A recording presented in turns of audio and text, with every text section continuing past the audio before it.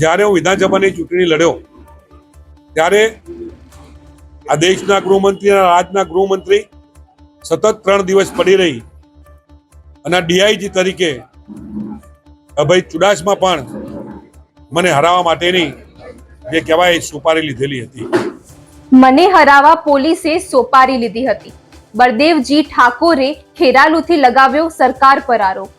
આજે તારીખ 10 જુલાઈના રોજ બપોરે 2 કલાકે ખેરાલુના લીંબચ માતા મંદિરમાં કોંગ્રેસ સમર્થિત નવા સરપંચોનો સન્માન કાર્યક્રમ રાખવામાં આવ્યો હતો, જેમાં કલોલના પૂર્વ ધારાસભ્ય અને હાલ મહેસાણા કોંગ્રેસના નવા પ્રમુખ બળદેવજી ઠાકોરે પણ હાજરી આપી હતી.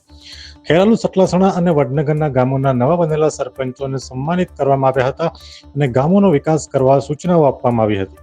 કાર્યક્રમ દરમિયાન બળદેવજી ઠાકોરે પોલીસ ઉપર ગંભીર આરોપો લગાવતા કહ્યું હતું કે મને હરાવવા માટે આખું ગાંધીનગર કામે લાગ્યું હતું અને સરકારે પોલીસનો ઉપયોગ કરી આખો ખેલ રચ્યો હતો. સરપંચોના સન્માન કરવા બળદેવજી ઠાકોર, સિદ્ધપુરના પૂર્વ ધારાસભ્ય ચંદનજી ઠાકોર, બેચરાજીના પૂર્વ ધારાસભ્ય ભરતજી ઠાકોર, ખેરાલુ કોંગ્રેસ નેતા મુકેશભાઈ દેસાઈ સહિત કાર્યકર્તાઓ અને 3 તાલુકાના આમંત્રિત નવા સરપંચો હાજર રહ્યા હતા. જુઓ બળદેવજીએ સરકાર ઉપર આક્ષેપો કરતા શું કહ્યું. ખેરાલુ ખાતે 3 તાલુકાના પ્રમુખ અને શહેર પ્રમુખો દ્વારા સરપંચોનો જે સન્માન સમારંભ રાખવામાં આવ્યો છે એના અનુસંધાને અમે આજે અહીંયા આવ્યા હતા. તમામ જે સરપંચો આવ્યા છે એમને કઈ રીતે ગામમાં એકતા રહે, ગામમાં વિકાસના કામ સારા થાય એવી બધી તમામ સૌએ સૂચનાઓ આપી છે, એવી વાત કરી છે. અને આ સમારંભમાં તમામ જે મોટાભાગના સરપંચો ભારતીય જનતા પાર્ટીનું શાસન હોવા છતાં, ભારતીય જનતા પાર્ટીના ધારાસભ્યો હોવા છતાંય પણ મોટી સંખ્યામાં અહીં આવી અને કોંગ્રેસને મદદ કરી છે. ત્યારે હું એવા તમામ સૌ સરપંચોને અભિનંદન આપું છું અને એમનો આભાર માનું છું. આ દિલ્હીનો પ્રશ્ન છે.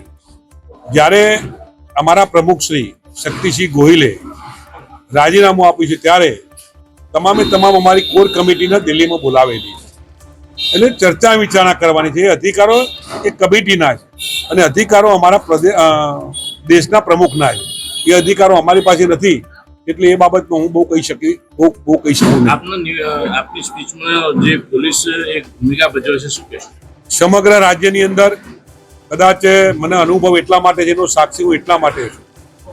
જ્યારે હું વિધાનસભાની ચૂંટણી લડ્યો ત્યારે આ દેશના ગૃહમંત્રી અને રાજ્યના ગૃહમંત્રી સતત 3 દિવસ પડી રહી અને ડીઆઈજી તરીકે અભય ચુડાસમા પણ મને હરાવવા માટેની જે કહેવાય સુપારી લીધેલી હતી. સમગ્ર મહેસાણા ગાંધીનગર જિલ્લાનું તંત્ર મને હરાવવામાં શું ભાગ ભજવ્યો છે એ હું જાણું છું, એટલા માટે મેં આ વાત કરી છે.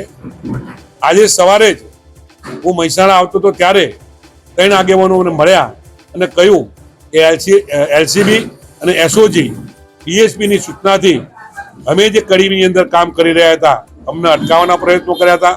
અમને બોલાવીને કહી દઉં કે તમે માપમાં રહેજો, બાજુમાં બેસી રહેજો, મગજમારી કરતા નહીં.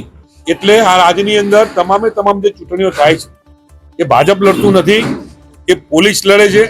પોલીસ શું ધંધા કરે છે, પોલીસ શું કામગીરી કરે છે એ આખા રાજ્યની અંદર ખબર છે. અને એટલા માટે મેં જવાબદાર માણસ તરીકે એક મહેસાણા જિલ્લા કોંગ્રેસના પ્રમુખ તરીકે હું આપને વિનંતી કરું છું કે ભારતીય જનતા પાર્ટીની ચૂંટણી પોલીસે લડવાની શરૂઆત કરી છે. તમે જુઓ, ગોપાલ ઇટાલિયા, ચૈતર વસાવા જ્યારે એની મિટિંગમાં ચર્ચા કરી રહ્યા હોય ત્યારે ફરિયાદ નોંધાઈ ના હોય છતાં એને ઉપાડી અને ગાડીમાં લઈ જઈ અને પછી ફરિયાદ નોંધી અને જેલમાં નાખવાના પ્રયત્નો કર્યા છે. તો આ કામ પોલીસ નથી કરતું તો કોણ કરે છે? કે આપ મારા કરતા આપ બધા વધારે જાણો છો. તો એક મીડિયાના માધ્યમથી હું આપને કહેવા માંગુ છું કે એક કહેવત છે કે મીડિયા એટલે કઈ વાંક ચોથી જાગીર છે. તો તમે પણ તમારી ફરજ બજાવી અને આ રાજ્યની પ્રજાને ક્યાંક સાચા પ્રશ્નો મૂકવાનો પ્રયત્ન કરો, એ જ વિનંતી સાથે ભારત માતા કી જય. અમે તમને આપીશું પળેપળના સમાચાર. જો તમે અમારા નિર્ભય માર્ગ ન્યૂઝ ચેનલને સબસ્ક્રાઇબ કર્યું નથી તો અત્યારે જ નીચે આપેલા આઇકોન બટન પર ક્લિક કરીને સબસ્ક્રાઇબ કરો અને શેર કરવાનું ભૂલશો નહીં.